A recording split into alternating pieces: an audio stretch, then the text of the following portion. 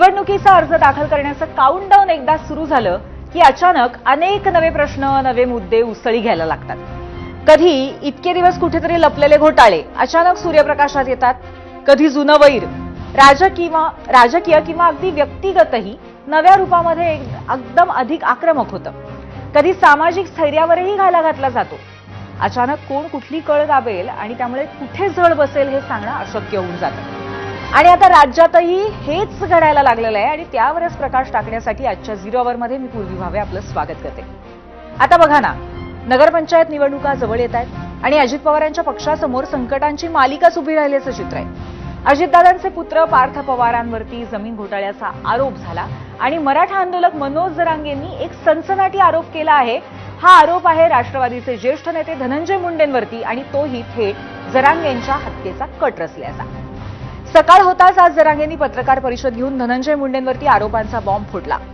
त्याला धनुभाऊंनी उत्तर दिलंच, शिवाय थेट सीबीआय चौकशीचीच मागणी केली. त्यानंतर जरांगेंनी पुन्हा पत्रकार परिषद घेतली. अटक झालेल्या आरोपींबरोबरचं संभाषण ऐकवलं आणि आरोपाचा चेंडू पुन्हा एकदा मुंडेंच्या कोर्टात टोलवला. आरोप गुन्हेगारी स्वरूपाचे आहेत, पण त्याला बीडमधल्या राजकारणाचाही रंग आहेच. खास करून स्थानिक स्वराज्य संस्थांच्या निवडणुका जाहीर झाल्या असतानाच. म्हणूनच यावरच आजच्या झिरो अवरमध्ये आम्ही प्रश्न विचारलाय. तो पाहण्यासाठी आमच्या पोल सेंटरला आपण जाऊया. आजचा आमचा झिरो अवरचा प्रश्न आहे, मनोज जरांगेंच्या हत्येचा कट आखल्याचा धनंजय मुंडेंवर आरोप. स्थानिक निवडणुकीमध्ये राष्ट्रवादीला याचा फटका बसेल असं वाटतं का? होय आणि नाही असे दोन पर्याय आहेत.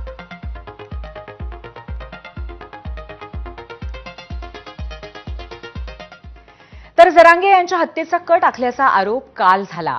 त्यानंतर जालना पोलिसांनी या प्रकरणी अमोल खुणे आणि दादासाहेब गरुड या दोघांना आज पहाटे अटक केली. त्यांना अंबडमधील कोर्टानं 5 दिवसांची पोलीस कोठडी सुद्धा दिली आहे. यातला खुणे हा जरांगेंचा जुना सहकारी आहे. या प्रकारानंतर आज जरांगेंनी हत्येच्या कटामागे धनंजय मुंडेंचा हात असल्याचा सनसनाटी आरोप केला. मग काय, राज्यामध्ये त्यातही मराठवाड्यामध्ये मोठाच राजकीय धुराळ उडाला. जरांगेंनी मुंडेंवरती अनेक गंभीर आरोप केलेत. आधी आपल्या बदनामीचा आणि नंतर हत्येचा कट कसा आखला गेला याची क्रोनॉलॉजी जरांगेंनी सकाळी घेतलेल्या पत्रकार परिषदेत सांगितली आहे. जरांगेंनी केलेले आरोप ऐकूयात.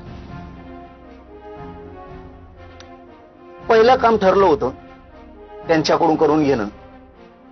खोट्या रेकॉर्डिंग बनवा, खोटे व्हिडिओ बनवा, ते द्या, याच्यासाठी तो विषय चाललेला होता. त्यांना ते कुठंच मिळाना, खऱ्या मिळाना तर खोट्या मिळाना. तयारीची असते ना, तयारी करण्याची, खूनच करून टाकायचा. मग तिसऱ्या मुद्द्यावरती आले की आपण गोळ्या देऊन किंवा ते औषध देऊन मग घातपात करू, असं ठरलंय. कोण कांचन नावाचा माणूस आहे, तो धनंजय मुंडेचा कार्यकर्ता किंवा पीए. धनंजय मुंडे हे माझ्या विरोधात षडयंत्र रचण्याचं काम त्यांनी केलं. इकडे आल्यावर 2 कोटीत का काय त्यांचं ते ठरलं आणि 50 लाख एक्स्ट्रा, म्हणजे असं 2.5 कोटीत त्यांचं ठरलं. याच्या आधी त्यांनी 5 ते 6 करोड रुपये नाशिलेले असे. तो आला आणि त्यांनी सांगितलं, मग यांचं सुरू झालंय हे घातपाताचं. मग नंतर असा उल्लेख केला त्यातल्या त्या आरोपींनी, असं काहीच व्हाय ना, तुम्ही मला गाडी घेऊन द्या.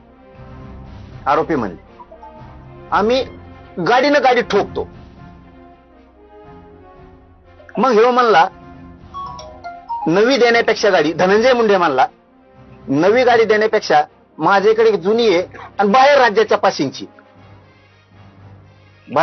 पासिंगची आहे, ती गाडी तुला मी देतो, नवी असो किंवा जुनी असो, आणि तुमचं चालू द्या किंवा ते त्यांच्या बरोबर आहे. मी जोपर्यंत जिवंत आहे तोपर्यंत तुम्हाला टेन्शन नाही. मी मेल्यावर तुम्हाला काय करायचं का, पण मी हाय तोपर्यंत तुम्ही सगळ्यांनी शांत राहायचंय. आपण हे सिद्ध करून दिले. आनंदाचा, सुखाचा दिवस राज्याचा, जिल्ह्याचा, गावाचा आम्ही नक्की आणू, हे नायनाट नक्की करू. म्हणून तुम्ही शांत राहा. माझी मराठा समाजाला हात जोडून विनंती आहे.